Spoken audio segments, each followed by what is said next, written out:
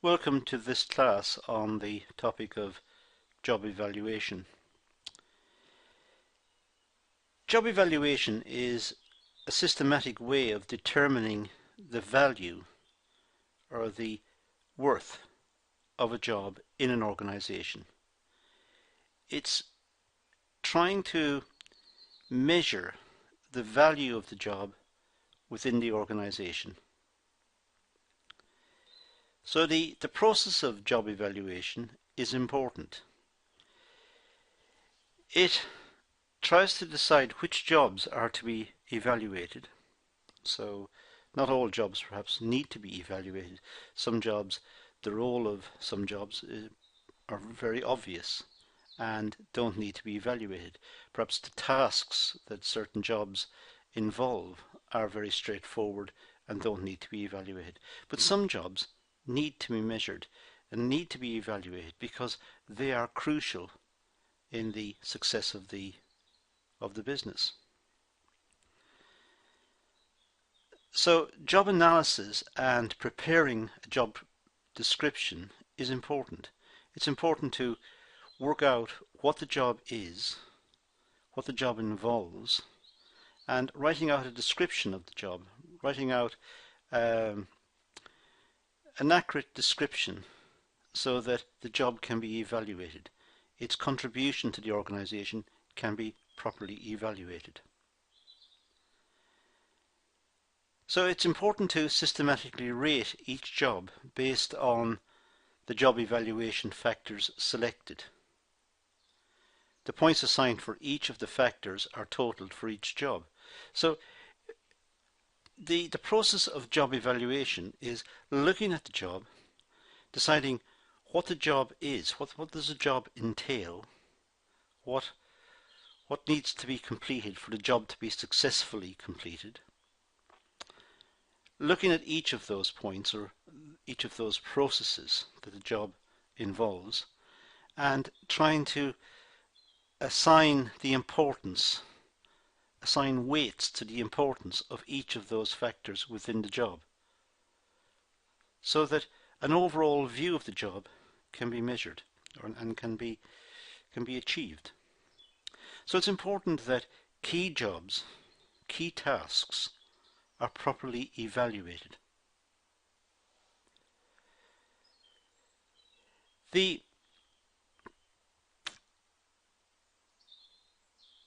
job is evaluated in the following three categories. First of all, in what we call know-how. It's important that the people undertaking the job know how to complete the job and how to deal with issues arising within that particular task or set of tasks. So it's important that the operators or the managers or whoever's involved in the particular job know how to deal with issues as they arise. They must also be able to deal with problems as they arise. Deal with the problems, solve the problems, and ensure that the task continues, and try to get it to continue smoothly so that it continues to function smoothly within the organization. It's not an issue that occupies the minds of management. There are no hold-ups or no stoppages as a consequence. So the operator or the manager who's responsible or whoever's responsible for the particular job knows how to keep the job running smoothly and is able to solve problems. And is also accountable. When the job breaks down or there are issues with the job, the issues that are causing the problems can be identified quickly and can be accounted for. It may be that the operator is not performing his or her task correctly and is leading to breakdown. It could be that certain parts of the process are badly designed, so there's an issue of accountability. So it's important that these three factors are taken into account when evaluating jobs, that there should be know-how, that the people performing the tasks are properly trained, they understand the job, They know how to deal with the problems as they arise, and they know how to keep that particular task running smoothly. They're able to solve the problems or any problems that arise. If a problem does arise, they know how to deal with it, perhaps based on their past experience or from their training. And any issues associated with the job are accountable. So if there is an issue with the job, if there's an issue with the processes within the job or whatever, they're accountable.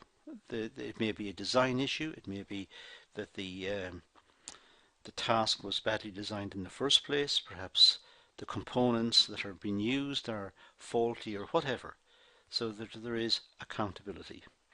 Now let's look at each of these three parts in somewhat more detail to get a greater understanding of them. We'll start with know-how.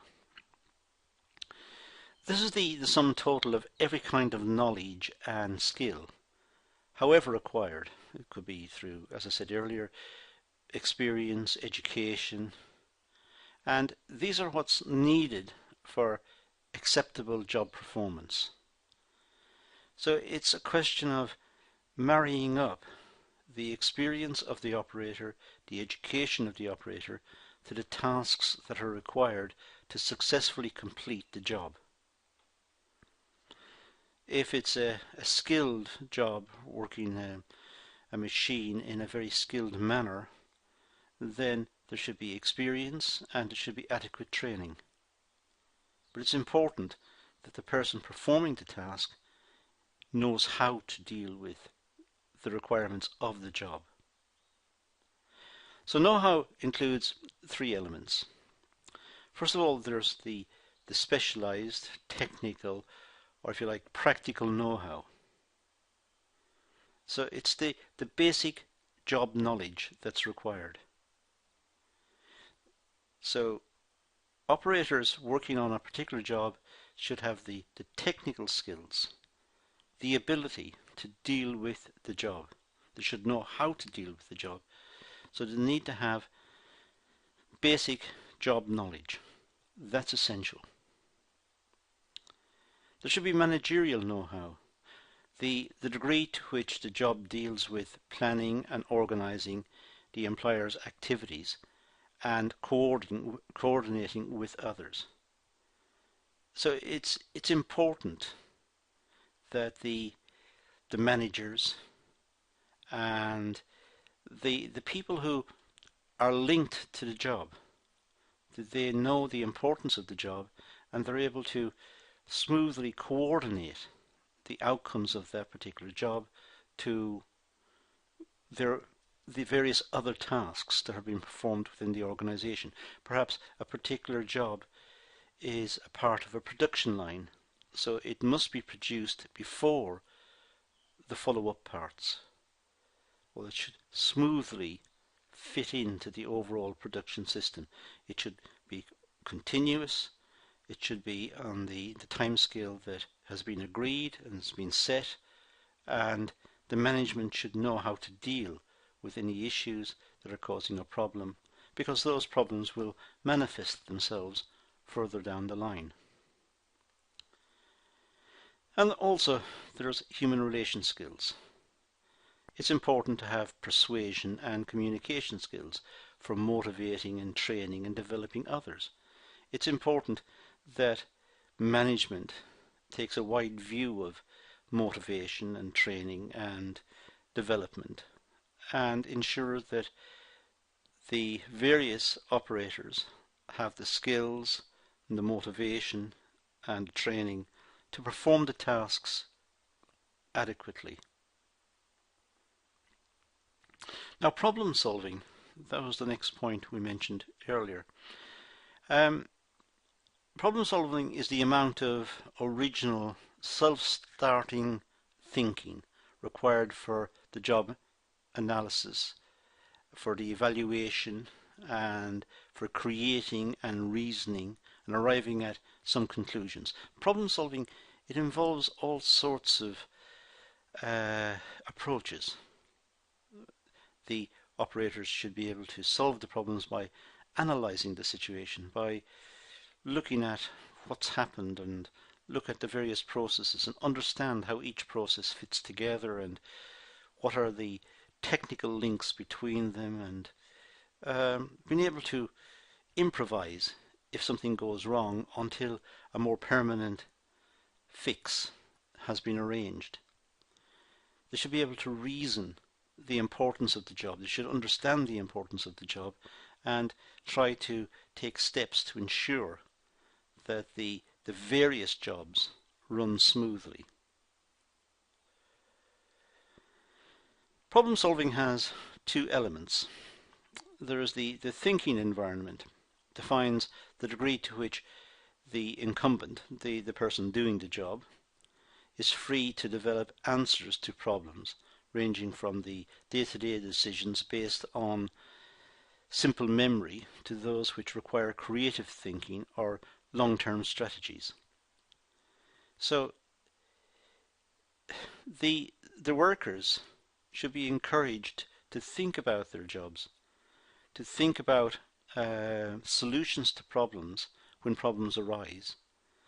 And the solutions may be very basic solutions, but they should be valued nonetheless. It's the contribution of the person doing the job.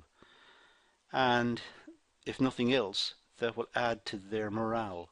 It'll add to their motivation.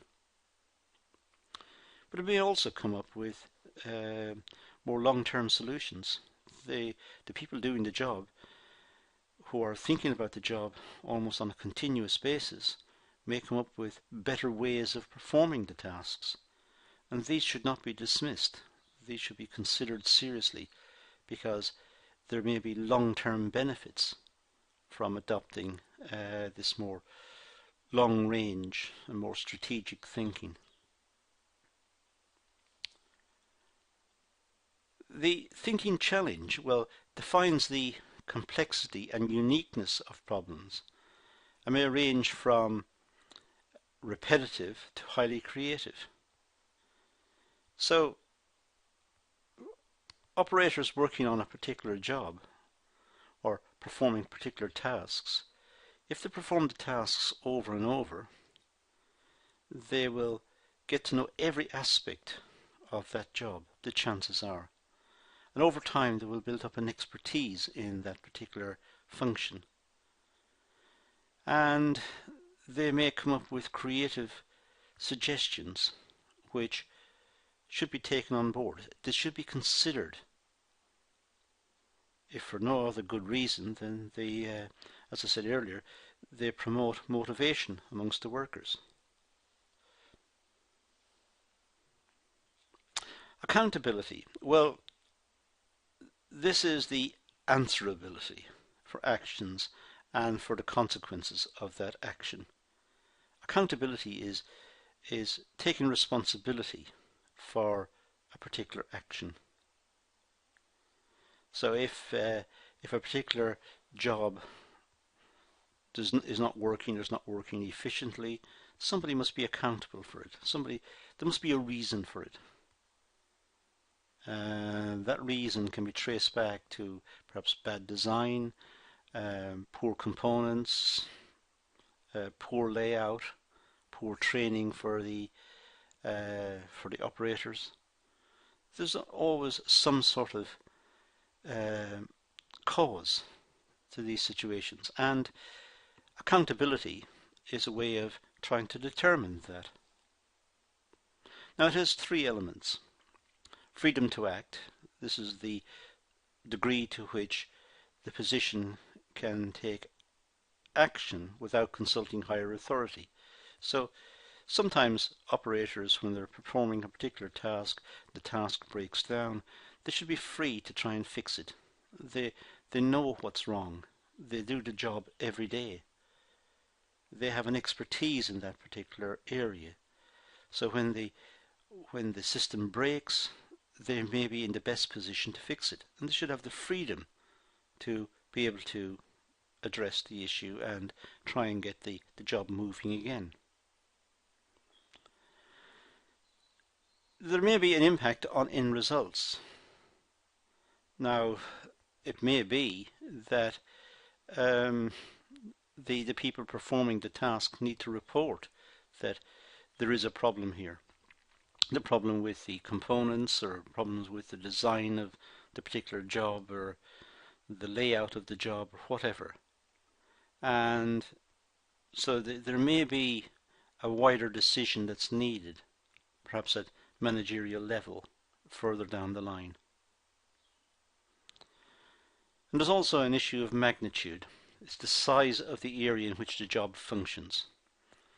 So jobs could be the whole organization, it could be a whole department, or it could be just manufacturing a single component.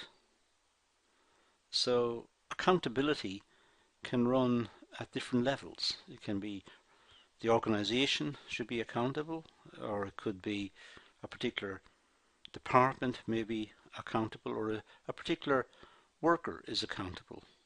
So it runs at different levels. Next is the process of job evaluation.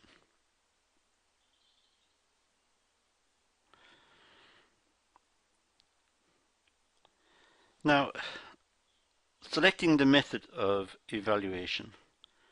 Well, it's very important that when there is a process of job evaluation, of looking at the jobs and looking at the importance of jobs and looking at all the aspects associated with the particular jobs within an organization, it's important that there should be some method of evaluation. It should not be haphazard. There should be some methodology. There should be some process that's clear, unambiguous, fair, that's going to be used to evaluate the jobs. And the jobs should be classified according to their importance, according to the tasks, the dexterity that's required on the part of the workers, the training that's required.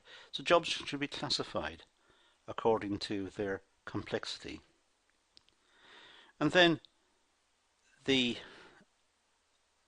important to install the program, having evaluated the job, having measured the job and seeing what's involved. It should be installed.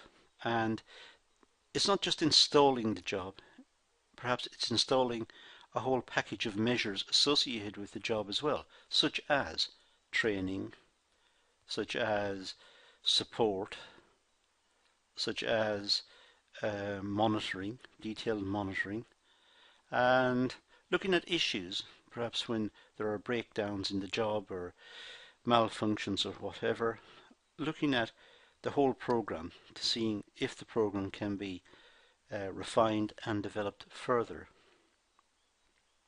And it's important to review all of this periodically. Depending on the complexity of the job and depending on the importance of the job, the review period may be very short. It could be every week, it could be every day, depends. If it's not that crucial, then perhaps the review period could be lengthened out. Now, the features of job evaluation. Well, it tries to assess jobs, not people.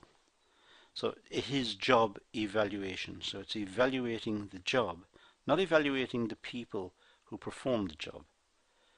The job is what is required. The people are the motivators. These are the ones who enable the job to get done. But evaluating a job means looking at the task, what is required. Now, the standards of job evaluation tend to be relative, not absolute. In other words, the standards of job evaluation are compared to perhaps other jobs within the business. Looking at the complexity of other jobs, looking at the issues surrounding the completion of other tasks. So it's a relative comparison. How important is that particular job in the overall scheme of things? Is the job more important than other jobs or less important than other jobs? So it's relative. It's not absolute. So not all the jobs are equally important, generally speaking, within organizations. Some jobs are more important than others. The basic information on which job evaluations are made is obtained from job analysis. So we understand jobs because job analysis has taken place. We only understand jobs once they've been analysed. Now, features of job evaluation. Well, job evaluations are carried out by groups, generally speaking, not by individuals. Job evaluations tend to involve the manager, perhaps the line managers. It could involve the operators. There may be feedback taken at various levels to try and get an overall picture of how the job is constructed, how the job is performed, what issues are involved in looking at the job. So generally speaking, groups tend to be involved, not individuals. And there's always some degree of subjectivity involved in job analysis and job evaluation. Some people may find particular jobs difficult, others find them easy. Some consider the processes to be correct and some consider them to be wrong. So it's subjective. And of course the task of management is to try to get as objective as possible, because objective knowledge and objective insights tend to be more valuable.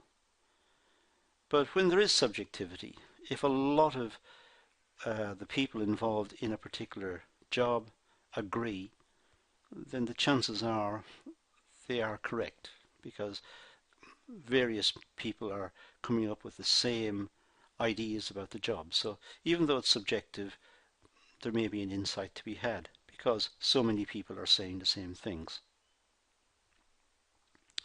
Job evaluation does not fix pay scales.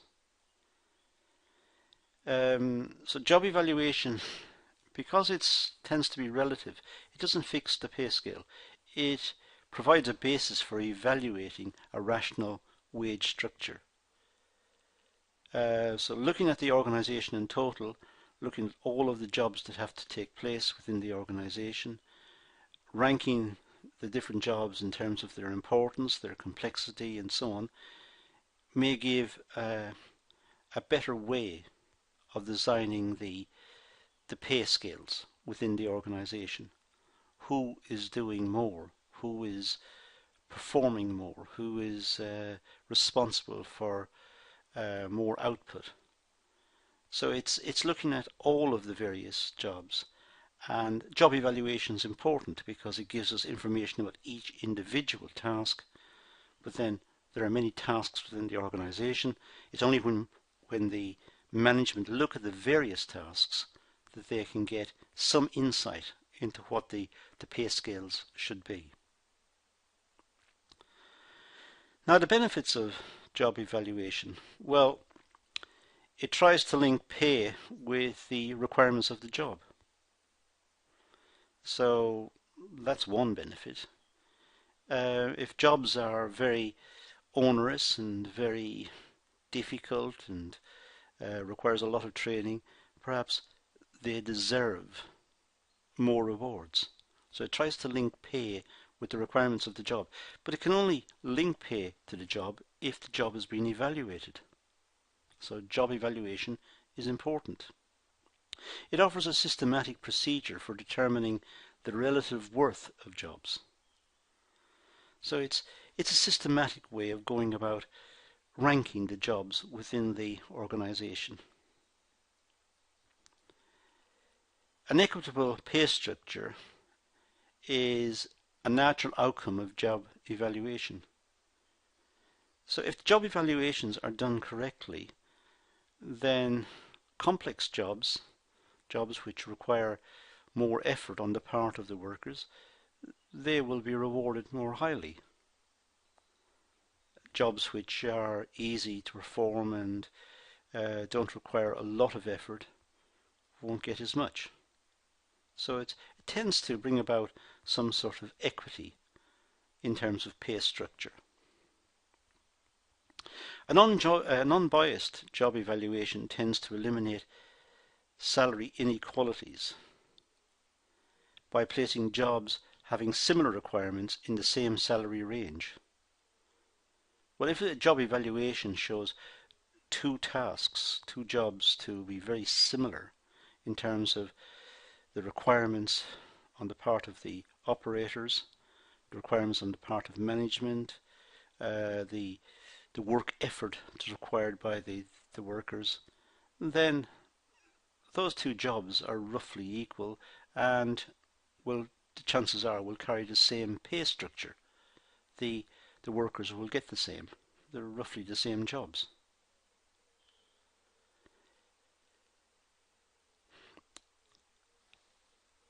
Also, job evaluation tries to link pay with the requirements of the job. So as jobs are being evaluated, it emerges from that whole process of analysis of the job what the pay should be, what is fair for that particular job. So it offers a way of determining the relative worth of jobs. It's systematic and it works out what jobs are worth because there's a greater understanding of what the job is. So now workers can be paid fairly for what they're doing. And it's an equitable outcome, a natural outcome of job evaluation. And as I said earlier, in one of the earlier slides, it leads to an unbias in terms of job evaluation. When people are doing similar jobs, they get similar pay.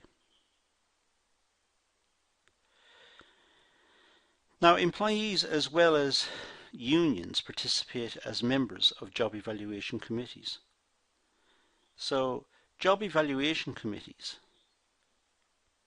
people who are trying to work out what the jobs are, they should be as wide as possible. It should be the employees, the management, trade unions, if there are trade unions within the organisation, trying to get a fair and accurate picture as to what jobs are so as to work out what the pay salary should be. It should have a very wide remit. It should have many people from within the organisation trying to evaluate the jobs. So when job evaluation is conducted properly, it helps the evaluation of new jobs. So when new jobs are developed, the older evaluations of jobs which are much more long run and long established within the business, the insights that the management have got from those particular tasks may help in determining the evaluation of new jobs. There may be similar processes, there may be similar issues, so that management are able to set up the new jobs and have a greater insight because of past evaluations of other jobs. It points out possibilities of more appropriate use of the plant's labour force by indicating jobs that need more or less skilled workers than those who are manning those jobs currently. It's important when job evaluation takes place that management should understand what skills the workers require to properly evaluate those jobs. It's important that management understands the training that's required and provide the training. It'll not only improve efficiency, but it'll improve safety, it'll improve motivation, it'll improve greater productivity. So it's important that management look at the labour force and see what skills are required and try to match the skills to the jobs. Now, job evaluation methods. Well, there's a ranking method where jobs are rated one against the other. One job is seen as very complex, the next one is not so complex, and the next one is less complex again, and so on. So it could be that jobs could be ranked within the organization. It could be classified. It could be classified as highly skilled, not so skilled, and so on. So there could be a classification method. Or it could be what's known as a three-point method. Let's look at each of these and get an insight into what these are.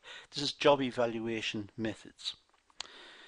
In fact, I should point out that there is also a four-factor comparison method. But as I said, let's look at each of these and try and get an insight into what they are. First of all, the ranking method. Well, this is the simplest method of job evaluation. Quite a straightforward method. In this method, the jobs are arranged from the highest to the lowest in order of their value or merit to the organization. So jobs are ranked. This job is very important, this job is not so important, and this job is even less important, and so there's a ranking of jobs in terms of their importance. It could be in terms of their relative difficulty. Given that all the jobs must be completed, they could be ranked in terms of difficulty in completing the task, which could be in terms of operator skills, the manual work involved in the task. It could be the amount of effort required in the particular task. So it could be that they're ranked on the basis of difficulty. Jobs are usually ranked in each department, and then the department rankings are combined to develop an organizational ranking. So it may be possible if jobs are ranked as, let's say, a ranking of 1 means very complex, very difficult task. Now, if a department has a lot of jobs ranked at 1, that department is seen as performing a crucial role within the organization. The jobs are difficult, the jobs are demanding, so it may be an issue that that other departments perhaps have got an easier time. Other departments have easier tasks to perform. So it's a way perhaps of ranking departments as well. But the ranking method, that's one way of doing it. Job classification, well, according to this method, a predetermined number of job groups or job classes are established and jobs are assigned to those classifications. So in this way, a department, let's say a production department, may be assigned a number of predetermined jobs. The production department must make the following. And the department may have different strands within it. It may have a department for making packaging. It may have a section making components. It may have a section processing raw materials. So it may have 3 sections, let's say, or it may have 10 sections. And these are the classifications it's working to. So it places groups of jobs into job classes or job grades. So some workers will be seen as working in production, working with raw materials. Some will be seen as working with components. Some workers will be seen as working with packaging. So the workers are classified according to their tasks. And there may be separate classes, may include office, clerical, managerial, personnel. These are different job classifications. So now it may be possible to classify jobs according to job classifications. Example of job classifications in, say, engineering businesses. Well, class 1 could be senior management, class 2 middle management, class 3 could be line management, class 4 could be foreman, class 5 skilled workers, class 6 semi-skilled workers, and class 7 unskilled workers. So now we have a classification of the types of worker involved in the organization. In this case we have 7 classes.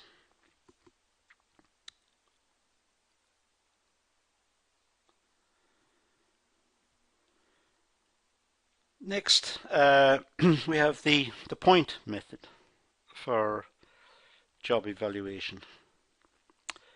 This method is widely used currently. It's quite a widely used method. Jobs are expressed in terms of key factors. What's the essential part of the job? What's the crucial part of the job? And the jobs are expressed in terms of these key or critical factors. Points are assigned for each factor after prioritizing each factor in order of importance. So the jobs are ranked according to importance, and then points are assigned to each of the factors. The points are summed up to determine the wage rate for the job. Jobs with similar points are placed in similar pay grades. So now it's a question of describing the job. Jobs which are similar, have similar processes and similar tasks, essentially get the same pay.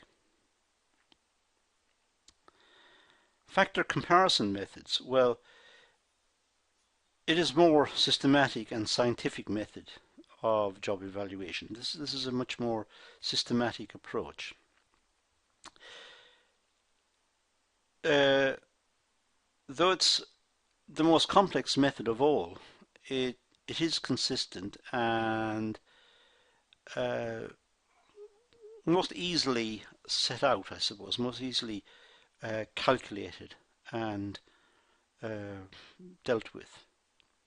Under the method, instead of ranking complete jobs, each job is ranked according to a series of factors. Now, so jobs are broken down to a series of factors and they're ranked according to these. So for example, somebody working on a production line, they may have manual work involved, but there may also be skill involved. There may be long-term application of work over the span of a day. So it needs some sort of stamina to maintain the production line. So there may be different facets to a particular task. Now these could include mental effort. The workers have to apply themselves to make sure that they don't get overly familiar with the tasks and start to make mistakes because they're not taken seriously. They're not concentrating. So there's a mental effort involved. There's also a physical effort. They may have to move the components from one part to the next. They may have to lift and carry components. They may have to attach different components together. In production, let's say, they have to screw one component onto another component and attach that component onto the next one, and there's a physical effort. And there are skills needed to ensure that the worker can do this, can concentrate for long periods and has got the dexterity to perform the physical tasks that are required. But also the workers must take responsibility for what they're doing so that they can perform the tasks, perform them well, and take responsibility, can show that they are responsible for that particular function. But there's also issues about working conditions. The working conditions need to be appropriate, need to be conducive to good work. The environment in which the worker is operating should be safe, should be clean, and the worker should have respect. The management should respect the worker and support the worker in trying to achieve the tasks. And as I said earlier, there should be know-how. The workers should know how to do the job. They should be adequately trained.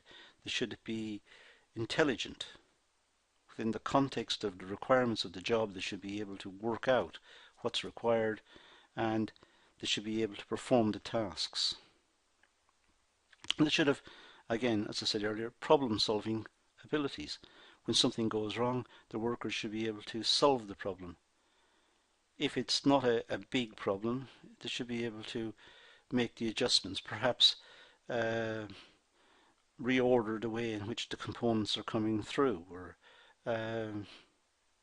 fix the problem locally, as opposed to sending it off to management and perhaps stopping production whilst a bigger solution is found. It may be that the problem can be fixed locally and also reported so that management can think about it whilst the job is still continuing. And of course, as I said, there has to be accountability. The worker should be responsible for his or her contribution to the job.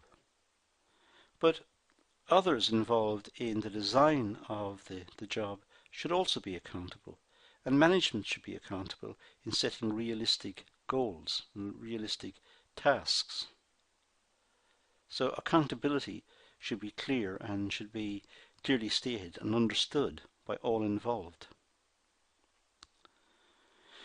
Wages are assigned to jobs in comparison to its ranking on each job factor. So in this particular approach to job evaluation, each of these, there are 8 of them here, each of these will be taken as important, and the overall contribution of each will receive some sort of reward, which will go to build up the final remuneration for the worker. So job analysis and job description. Well, factors from job description, well, skills, effort, and responsibility. So the workers should have skills, they should be prepared to put in an effort, and they should be responsible for the particular task. The same skills, efforts, and responsibilities should be reflected in management as well, just in case something goes wrong, or the workers leave, or the workers are away ill. Production can continue, so there is a backup plan in the event of a breakdown of any one of these. The job evaluation and job structure is used to get a picture of what's happening at each level within the organization. Each job is evaluated. It's evaluated in terms of its importance, and proper remuneration and proper training, proper support can be offered at each level, because there is greater understanding of the requirements of each job. And the pay that results is determined from the job analysis.